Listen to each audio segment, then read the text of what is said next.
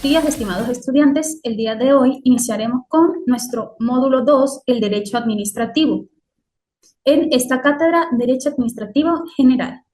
Vamos a empezar con una definición del Derecho Administrativo. Según Breber Carías 2004, es aquella rama del derecho público que regula la administración pública.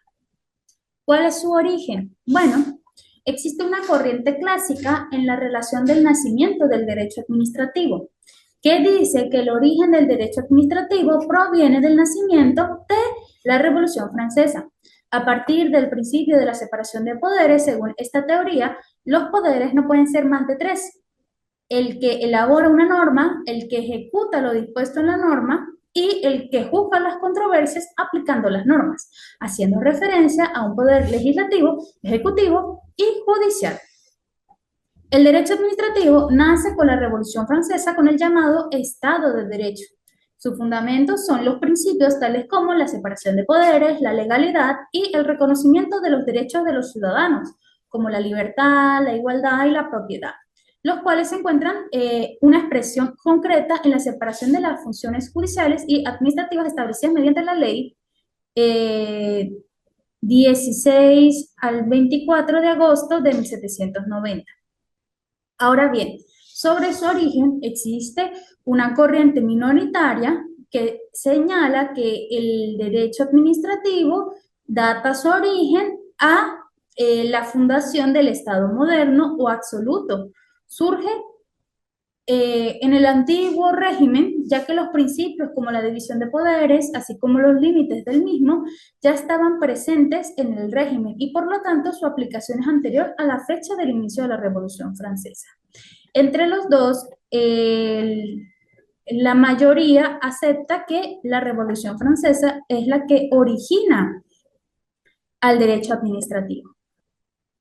Ahora bien, ¿cómo se relaciona el derecho administrativo con otras ramas del derecho? Bueno, con el derecho constitucional, pues las normas del derecho administrativo están subordinadas al derecho constitucional, pues el ejercicio de la función administrativa, así como las leyes dictadas por la Asamblea Nacional y los reglamentos emanados del Ejecutivo, reguladoras de aquel ejercicio, deben guardar una completa subordinación a los preceptos contenidos en la Constitución por ser la norma suprema.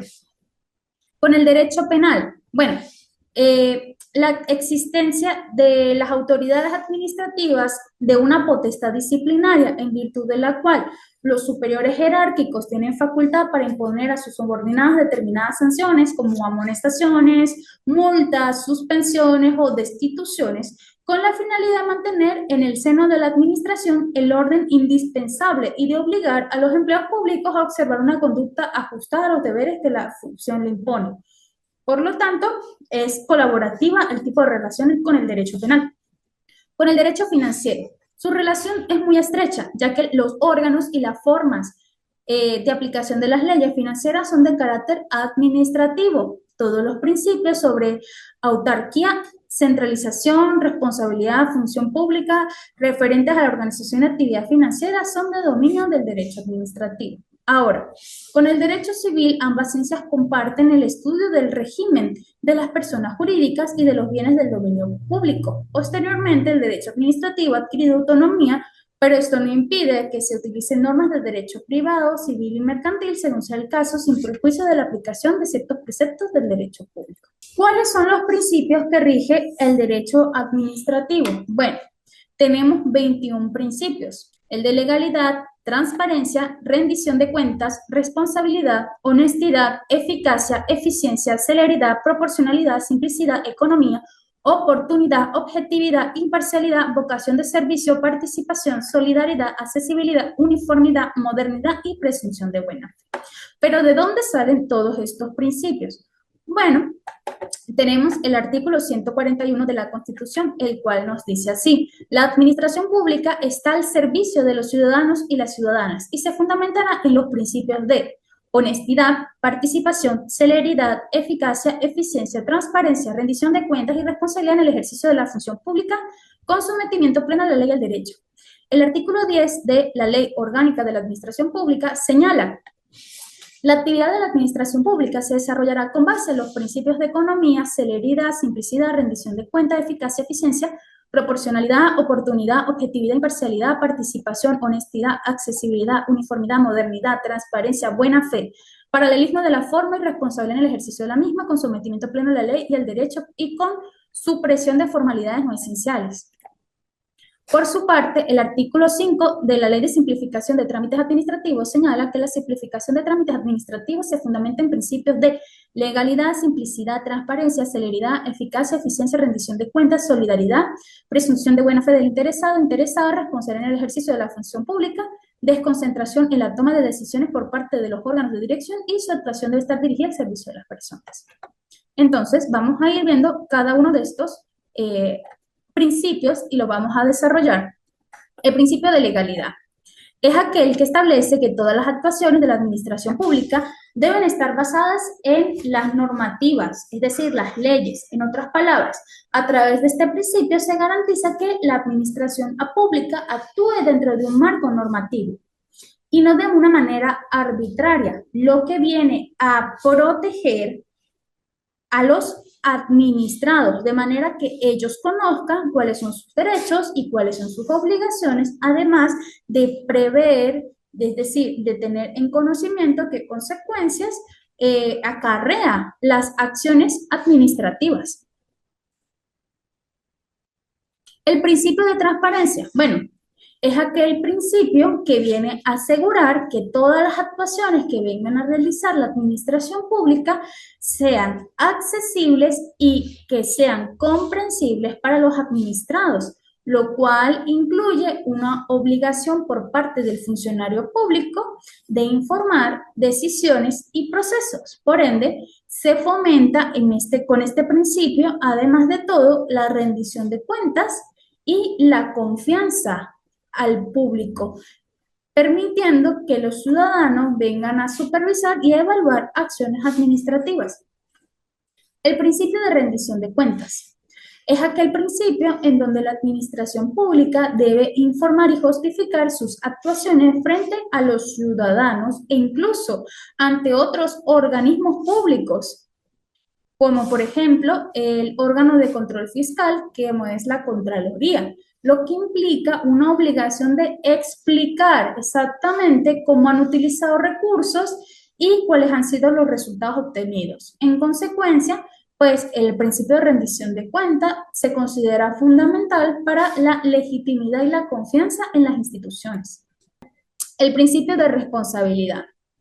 La administración pública y sus funcionarios deben asumir las consecuencias de sus actos y decisiones, incluyendo reparar aquellos daños causados a particulares por sus actuaciones ilegales o incluso negligentes. Por ello, este principio viene a garantizar la existencia de un mecanismo que los ciudadanos tengan para reclamar y obtener indemnizaciones.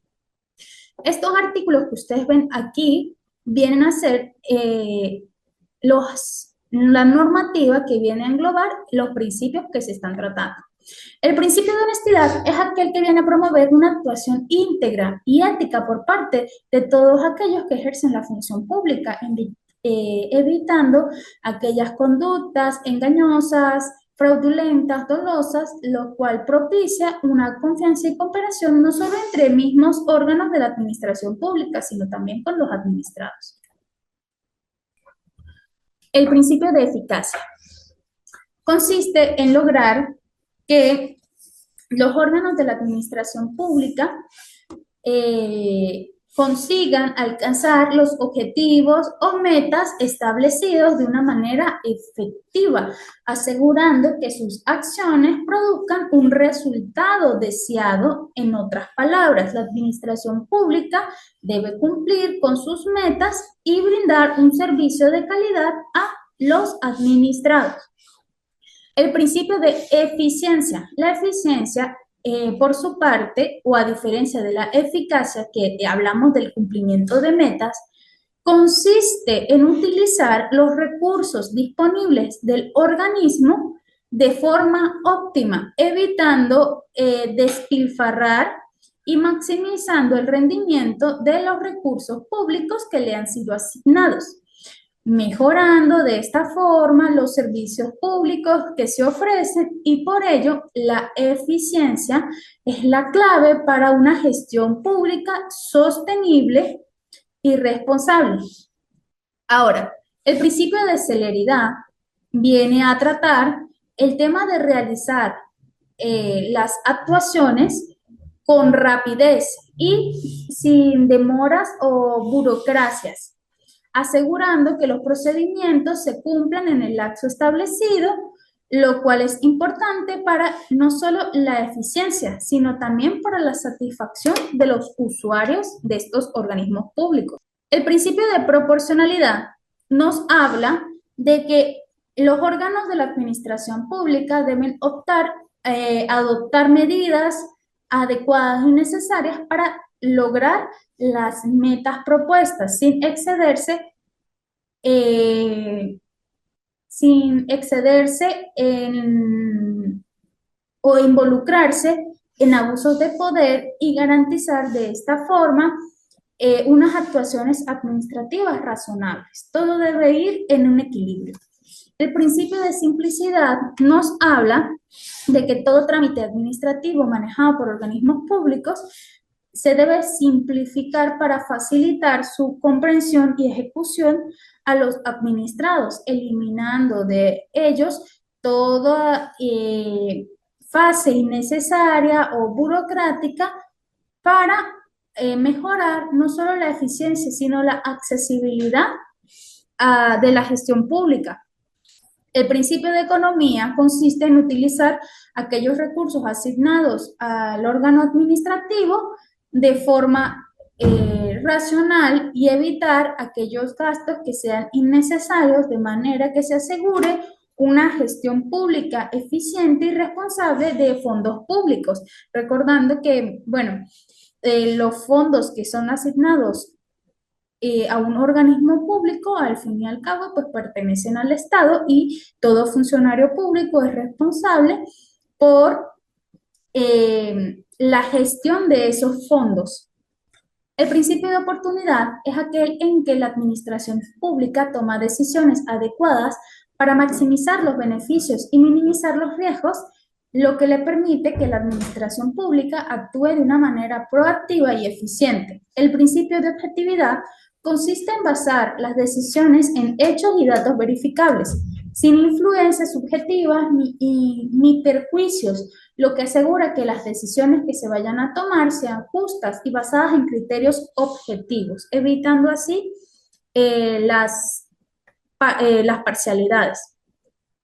Lo que nos lleva al principio de imparcialidad, que consiste en actuar sin favoritismos ni prejuicios, garantizando de esta forma una igualdad, no solo en el trato a los ciudadanos, sino también en las decisiones que viene a tomar la administración pública.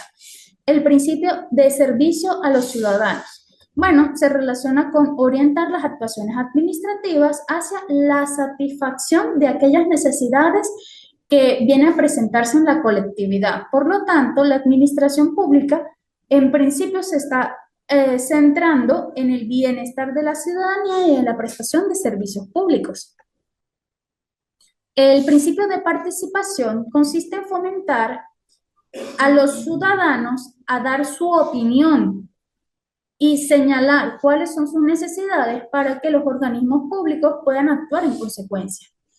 El principio de solidaridad consiste en promover la cooperación y apoyo mutuo, no solo entre los miembros de una comunidad, sino también entre organismos públicos. De esta manera, pues, existe un beneficio mutuo y fomenta una sociedad justa y equitativa. Porque puede ser de repente que en un proceso administrativo se ven incursos dos organismos públicos y bueno, se necesita de repente la remisión de un expediente o de alguna información que es importante para el caso del administrado y el funcionario público le realiza la solicitud al otro organismo y este tiene que remitir toda la información requerida en un tiempo prudente para poder continuar con los trámites con normalidad. Es muy común esta cooperación entre instituciones. Principio de accesibilidad, a través del cual se asegura que Todos los administrados pueden acceder no solo a los beneficios y a los servicios que la administración pública brinda, sino también acceder a los tribunales para garantizar la defensa de sus derechos.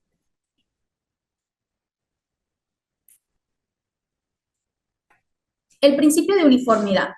Esto significa que todas las actuaciones administrativas realizadas por los funcionarios públicos deben tener cierta coherencia y consistencia de manera que todo sea uniforme, evitando arbitrariedades y desigualdades. Con uniformidad quiere decir que todos los funcionarios deben dar la misma respuesta ante un mismo caso. No es que unos funcionarios responden una cosa y otros funcionarios responden otra. Eso crea un caos. Todos tienen que tener una consistencia y una igualdad al momento de solucionar todo aquello que se presenta. Modernidad. Bueno, la modernidad se relaciona con las tecnologías y las prácticas innovadoras para mejorar la eficiencia y la efectividad de la administración pública, asegurando que todos los trámites que se estén realizando sean actualizados y respondan a los desafíos contemporáneos. De ahí, por ejemplo, que existen páginas automatizadas como el SAIME, el SAREN, donde tú puedes realizar ya las solicitudes vía telemática y se va organizando toda la tramitación de manera que tú solo tienes que presentar los originales para ellos corroborar la información y se continúa el procedimiento con normalidad vía electrónica. Porque, bueno, es la realidad contemporánea. El principio de presunción de buena fe es aquel donde se asume que toda declaración y actuación por parte del administrado son verdad, salvo que exista una prueba en contrario, lo que fomenta una confianza entre la administración y el administrado. Ahora, ¿cuáles son las fuentes de la administración pública? Bueno, las fuentes se clasifican por su forma, escritas y no escritas. Las escritas reposan en documentos oficiales emanados por una autoridad competente, destacándose entre ellas las leyes en un sentido amplio. Supone la voluntad de una autoridad u órgano debidamente facultado por una expresa disposición normativa para ejecutar dicho proceso. No escritas. Bueno, estas son aquellas que derivan del funcionamiento de la comunidad, destacándose entre ese grupo la costumbre. Diversos hechos jurídicos fundamentados en la costumbre juegan un papel importante en la producción del derecho. Por su contenido, puede ser por su materia o por su disciplina. Por su materia se relaciona a la materia que va a regular, por ejemplo, la ley orgánica de la administración pública. Por su disciplina, nos incide cuál será el objeto o la disciplina a regular. Por su jerarquía, existen las normas primarias, ya sea porque tenga rango constitucional, legal o sublegal, o las secundarias. Las primarias son las que rigen materias no reguladas por otra materia de rango superior. Puede ser a su vez de rango constitucional, estando, cuya única fuente pues es la Constitución. En las de rango legal, que están incluidos todos los actos normativos con fuerza o valor de ley, es decir, las leyes formales, ordinarias, las orgánicas, las habilitantes, las de base, las de tratado, los decretos ley y los actos de gobierno con carácter normativo. Y las fuentes de rango sublegal, reglamentos, normas, pautas, instructivos, etc. Las secundarias, que rigen materias reguladas por otras reglas de jerarquía superior. Ahora, por su origen, puede ser normas de la administración o para la administración. Cuando son normas de la administración, son fuentes que nacen de la administración pública para ellas mismas. Por ejemplo, el DICON o las normas del CENCOEX. Mientras que para la administración nacen fuera de la administración, como es la Constitución. Yo aquí les hice, es el tipo o categoría de normas, de fuentes del derecho. Yo les hice la pirámide de Kelsen, está la Constitución y aquellos tratados de derechos humanos.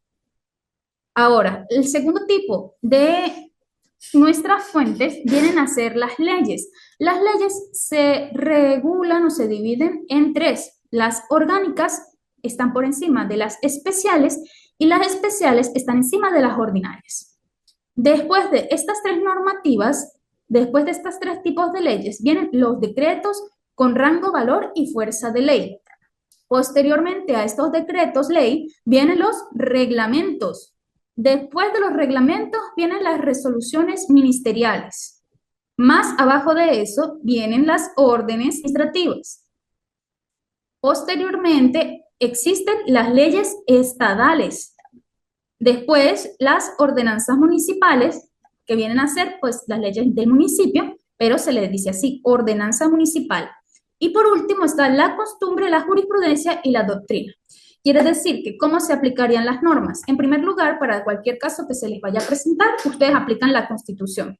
Después, las leyes orgánicas. Posteriormente, leyes especiales. A continuación, leyes ordinarias.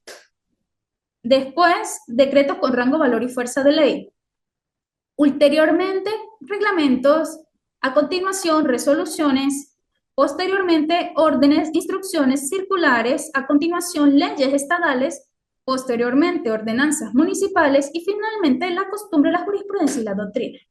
Así es como ustedes deben fundamentar en este orden la base legal que vayan a utilizar para poder defender cualquier caso que ustedes tengan, ya sea que fueran funcionarios públicos o, por el contrario, si fueran un representante legal que viene a defender a un administrado. Muy bien, entonces tenemos así la Constitución. ¿Qué es la Constitución? Bueno, es una fuente primaria y suprema del derecho administrativo. Establece los principios fundamentales y los derechos y deberes de los ciudadanos. La administración pública, debemos recordar que debe de actuar de acuerdo con lo dispuesto en la Constitución y no puede contradecir sus preceptos. Las leyes y normas con rango de ley. Bueno, las leyes son una fuente fundamental del derecho administrativo y son normas generales y abstractas promulgadas por el Poder Legislativo, ya sea el Parlamento o el Congreso, dependiendo del caso. En el supuesto de Venezuela, pues la Asamblea Nacional, que viene a regular las distintas áreas de la administración pública. Las leyes pueden ser específicas para un área determinada, como por ejemplo la ley orgánica de la jurisdicción contencioso administrativo o generales para la administración, como la ley orgánica de la administración pública. Los reglamentos.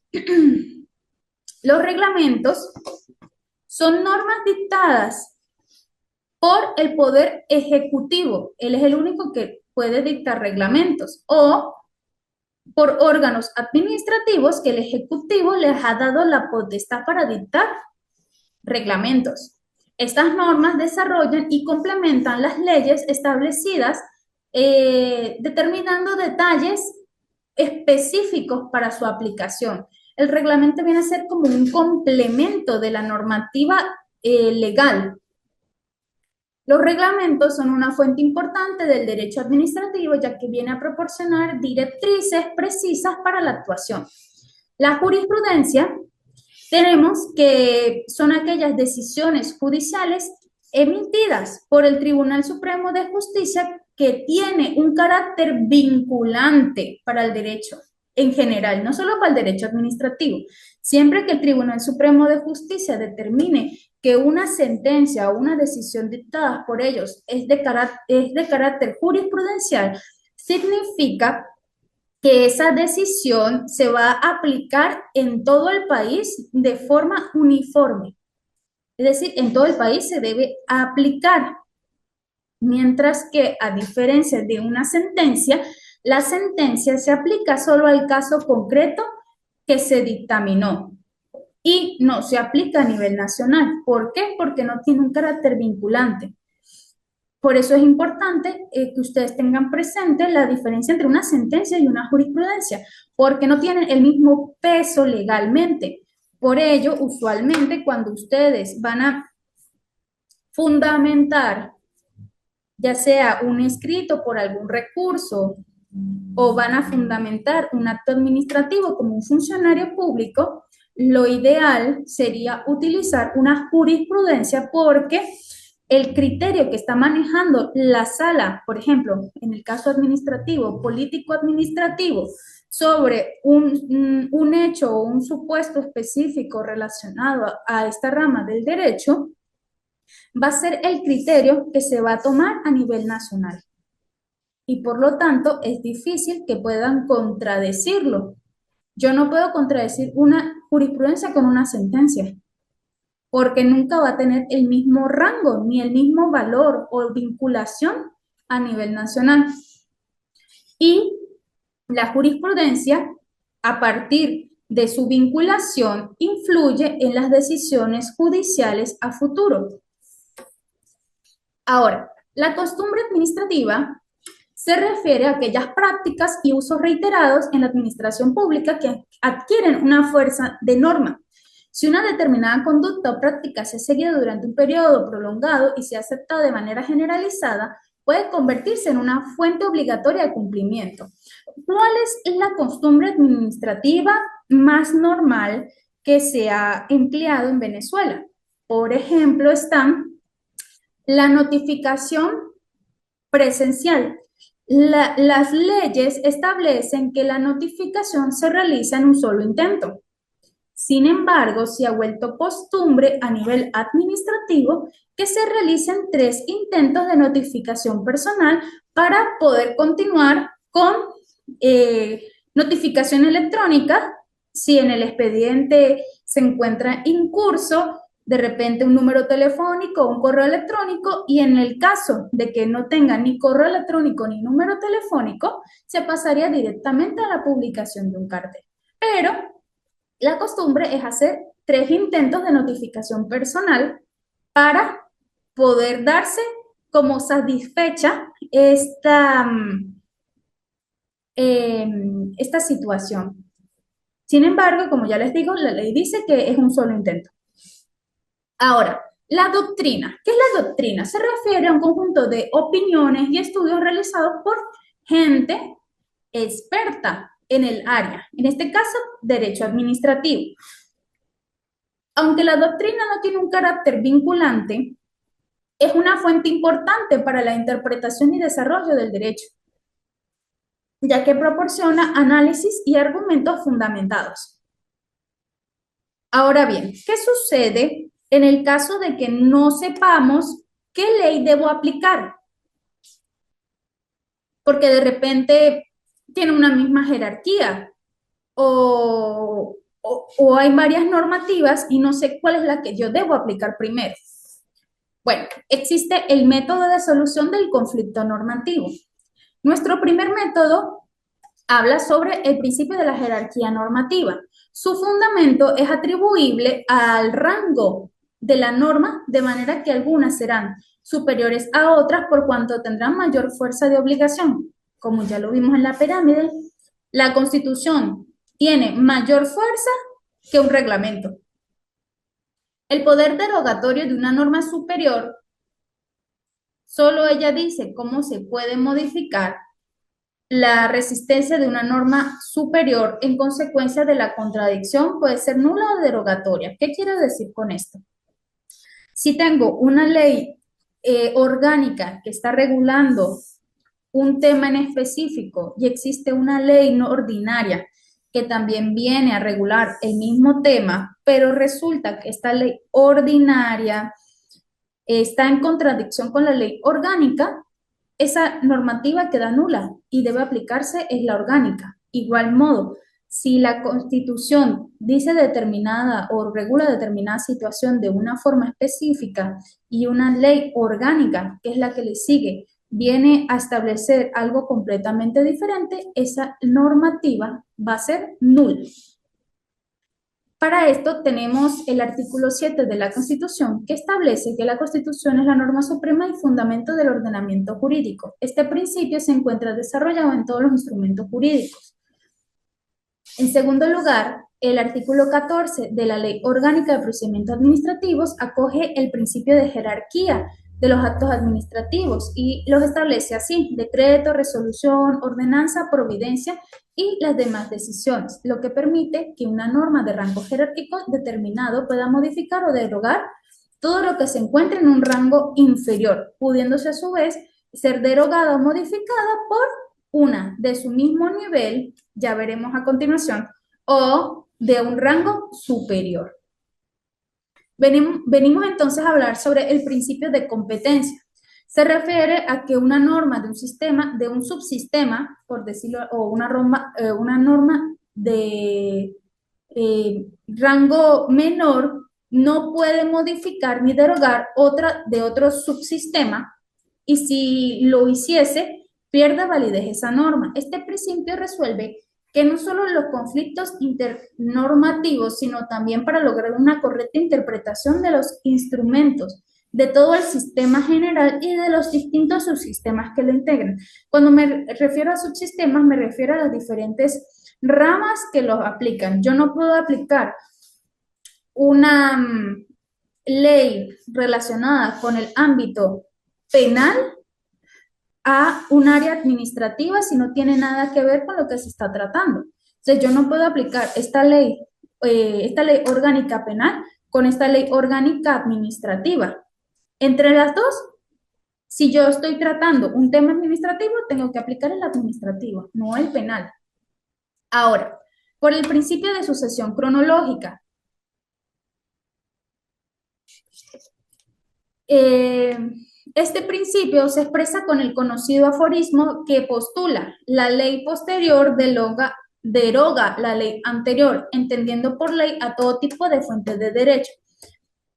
Se requiere que la norma que se pretende derogar, es decir, la anterior, sea igual o de inferior jerarquía que la norma posterior y que ambos pertenezcan a un mismo subsistema. Entonces, es ahí cuando tenemos de repente que el código, por ejemplo, el Código de Procedimiento Civil dice unas cosas y las nuevas normativas de repente dicen otra, como en el caso de los procedimientos. La Ley Orgánica de Procedimiento Administrativo nos señala una situación con los procesos, los pasos o las etapas que deben seguirse para que el proceso no esté viciado, pero esta ley es de 1997, fue su última reforma. Posteriormente, entre el 2012 y 2014, sale la Ley de Simplificación de Trámites Administrativos. Entonces, la Ley de Simplificación de Trámites Administrativos, ustedes pueden ver que no es igual. Dice Ley de Simplificación de Trámites Administrativos. Esta es una Ley Orgánica de Procedimientos Administrativos. En este caso, ¿qué sucede? ¿Prevalece la ley orgánica o la ley ordinaria? En vista de que la ley orgánica es de rango superior, permanece, pese a la sucesión cronológica, la ley orgánica, porque tiene un mayor peso que la ley de simplificación de trámites administrativos. No obstante, eso no quita que la ley de simplificación de trámites administrativos venga a regular ciertos aspectos que no vengan a causar una gran incidencia o desnaturalizar los procesos administrativos regulados por la LOPA. Tenemos, por último, el principio de especialidad. El artículo 14 del Código Civil establece en sus disposiciones que lo establecido en los códigos y leyes nacionales especiales se aplicarán con preferencia a las del código en las materias que constituyan la especialidad. Según la doctrina, es un principio válido de la ley especial priva sobre la ley general, como ya lo habíamos visto en la pirámide: ley orgánica, ley especial y ley ordinaria o general. Este principio opera únicamente en el caso de que las tres anteriores no sea posible resolver el conflicto internormativo. Entonces, teniendo presente la pirámide que les mostré y los principios o los métodos para solucionar los conflictos normativos es que se puede determinar exactamente cuál es la ley aplicable al caso concreto. Con esto, estimado estudiante, terminamos con el segundo módulo de nuestra cátedra Derecho Administrativo General. Muchas gracias por su atención. Nos vemos en nuestro último encuentro. Hasta luego.